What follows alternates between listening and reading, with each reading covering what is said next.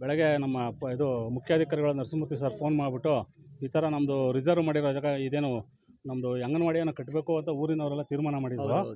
ಅದೊಂದು ಬಾವಿ ನಾವು ಡೆಮಾಲೇಷನ್ ಮಾಡಿ ನಮ್ಮದು ಹ್ಯಾಂಡ್ ಓವರ್ ತಗೊಳ್ಳೋಕ್ಕೆ ನೋಟಿಸ್ ಕೊಟ್ಟಿದ್ರಿ ಈಗ ಆಲ್ರೆಡಿ ಇಬ್ಬರಿಗೂ. ಅದರಲ್ಲಿ ಇವರು ರೆಫ್ಯೂಸ್ ಮಾಡಿದ್ರು. ಯಾರೋ ಈಗೇನೋ ಅನಧಿಕೃತವಾಗಿ ಪಿಟ್ಗುಂಡಿ ಮಾಡಿದ್ರಲ್ಲ ಅವರು, ಅದರದ್ದು ಒಂಚೂರು ನೀವು ಹೋಗ್ಬಿಟ್ಟು ಅಲ್ಲಿ ಅವ್ರಿಗೆ ಕೆಲಸ ಸ್ಟಾಪ್ ಮಾಡಿಸ್ಬಿಟ್ಟು ಅದೇನಿದೆ ಕಾನೂನು ಪ್ರಕಾರ ನೀವು ಒಂಚೂರು ಅವ್ರಿಗೆ ನೋಟಿಸ್ ಏನು ನಾವು ರಿಫ್ಯೂಸ್ ಮಾಡಿದ್ರೆ ಇನ್ನೊಂದ್ಸಲಿ ಕೊಟ್ಟು ನೋಡಿ ತಗೊಂಡು ಅವ್ರ ಡಾಕ್ಯುಮೆಂಟ್ಸ್ ಇದ್ರೆ ಕೊಳ್ಳಿ ಅಂತ ಹೇಳಿದ್ರು. ಅವ್ರು ನೋಟಿಸ್ ಬೆಳಗ್ಗೆ ಕೊಡೋಕ್ಕೆ ಹೋದರೆ ಅವರು ನೋಟಿಸ್ನ ರೆಫ್ಯೂಸ್ ಮಾಡಿದ್ದಾರೆ ಇವತ್ತು. ಅದರಿಂದ ನಾವು ಈಗ ಅದನ್ನು ನಾವು ಅನಧಿಕೃತವಾಗಿ ಏನು ಮಾಡಿದ್ರಲ್ಲ ಪಿಟ್ಗುಂಡೆ, ಅವೈಜ್ಞಾನಿಕವಾಗಿ ಮಾಡಿದ್ದಾರೆ. ಅದು ಅದಕ್ಕೆ ಸ್ಟ್ರೆಂತ್ ಇಲ್ಲ. ಯಾರೋ ನಮ್ಮ ಮಕ್ಕಳು ಮರಿ ಹೋಗಿ ಬಿದ್ದರೆ ಒಳಕೊರೆ ತೊಂದರೆ ಆಗೋ ಸಂಭವ ಇದೆ. ಅದು ಅದಕ್ಕೆ ನಾವು ತೆಗಿಯೋಕ್ಕೆ ಹೋದಾಗ ನಮ್ಮ ಸಿಬ್ಬಂದಿ ಶಾಖೆ ಎಲ್ಲ ಬಂದ್ರಿ, ನಮ್ಮ ಪೌರ ಕಾರ್ಮಿಕರು ಎಲ್ಲ ಇದ್ದರು. ಅಸಭ್ಯವಾಗಿ ನಡ್ಕೊಂಡು ನಮ್ಮ ಪೌರ ಕಾರ್ಮಿಕರನ್ನ ತಳ್ಳೋದು, ನಮ್ಮನ್ನು ತಳ್ಳಿ ಎಲ್ಲ ಮಾಡಿ ಅವ್ರು ಪಿಟ್ಗುಂಡಿ ಮೇಲೆ ಅಲ್ಲೇ ಕೂತಿದ್ದಾರೆ. ಆ ಪಿಟ್ಗುಂಡಿ ಒಳಗೆ ನಾನು ಏನೋ ಬಿದ್ದರೆ ಹೆಚ್ಚು ಕಮ್ಮಿ ಆ ಥರ ಅಂತೆಲ್ಲ ಏನೋ ಇದು ಮಾಡ್ತಾಯಿದ್ದಾರೆ. ಬಟ್ ಅದು ನಾವು ಅದಕ್ಕೆ ಈಗ ನಮ್ಮ ಸಂಬಂಧಪಟ್ಟ ಮುಖ್ಯಾಧಿಕಾರಿಗಳಿಗೆ ನಾವು ಈ ವಿಷಯ ಮುಟ್ಟಿಸಿದಾಗ ಅವರು ಆರಕ್ಷಕ ಠಾಣೆಗೆ ದೂರನ್ನು ಏನೋ ಫೋನ್ ಮಾಡಿ ಹೇಳಿದ್ದಾರೆ. ಅದು ಪೊಲೀಸ್ ಸಿಬ್ಬಂದಿ ಬಂದಾದ ನಂತರ ನಾವು ಮುಖ್ಯಾಧಿಕಾರಿಗಳು ಒಂದು ಸೆಕ್ರೆಟರಿ ಅವ್ರದ್ದು ಸಭೆ ಅರ್ಜಿ ತುರ್ತು ಕರೆದಿದ್ದಾರೆ. ಅಲ್ಲಿ ಹೋಗಿ ಅವ್ರು ಮುಗಿಸ್ಕೊಂಡು ನಾನು ಬರ್ತೀನಿ. ಅದು ಕಾನೂನು ಪ್ರೊಸೀಜರ್.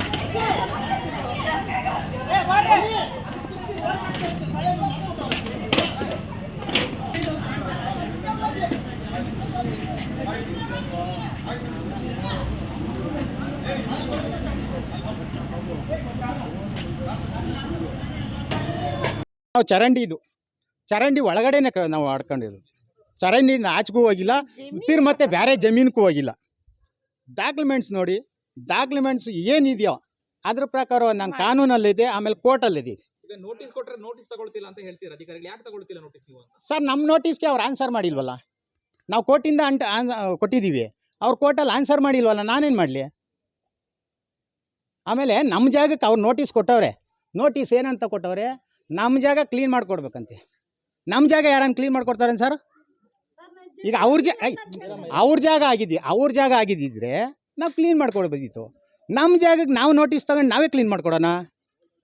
ಇದೆಂತ ಸರ್ಕಾರಿ ಜಾಗ ಇಲ್ಲ ನಮ್ಮದು. ಆಮೇಲೆ ಇದೇ ಪಂಚಾಯತಿ, ನಮ್ಮ ಗ್ರಾಮ ಪಂಚಾಯತಿನಾಗೆ NOC ಕೊಟ್ಟವ್ರೆ, ಚೆಕ್ ಬಂದು ಎಲ್ಲ ಹಾಕೊಟ್ಟವ್ರೆ, ಸೀಲು ಸೈನ್ ಗುದ್ದವ್ರೆ ಅವರೇ. ನಾನೆಲ್ಲ ಗುದ್ದಿರೋದು, ಅವರೇ ಗುದ್ದವ್ರೆ. ಅದ್ರ ಪ್ರಕಾರ ಅವರೇ ಆನ್ಸರ್ ಮಾಡಲಿ ಸರ್. ಏನಂತ ಕೊಟ್ಟಿದ್ದಾರೆ? ಚೆಕ್ ಬಂದು ಇದು ಮನೆ ಕಟ್ಬೋದು, ಈ ಥರ ಚೆಕ್ ಬಂದು 4 ಕಡೆ ಕೊಟ್ಟವ್ರೆ. ಈ ಜಾಗ ಒಳಗಡೆ ನಮಗೆ ಸಂಬಂಧ, ನಮ್ಗೆ ಬಚ್ಚಪ್ಪನ ಮಕ್ಕಳಿಗೆ ಸೇರಿದ್ದು ಅಂತ ಅವರೇ ಕೊಟ್ಟಿರೋದು, ನಾವಲ್ಲ. ಈ ಜಾಗ ಸೇರಿಸಿ ಕೊಟ್ಟಿದ್ದಾರೆ. ಇದು ರೋಡ್ ಸರ್, ಇದು ರೋಡ್. ಇದು ಚರಂಡಿಯಿಂದ ಒಳಕ್ಕೆ ಯಾರ್ದು ಸರ್ ಬರೋದು? ಚರಂಡಿಯಿಂದ ಒಳಕ್ಕೆ ಯಾರ್ದು ಬರೋದು ಸರ್?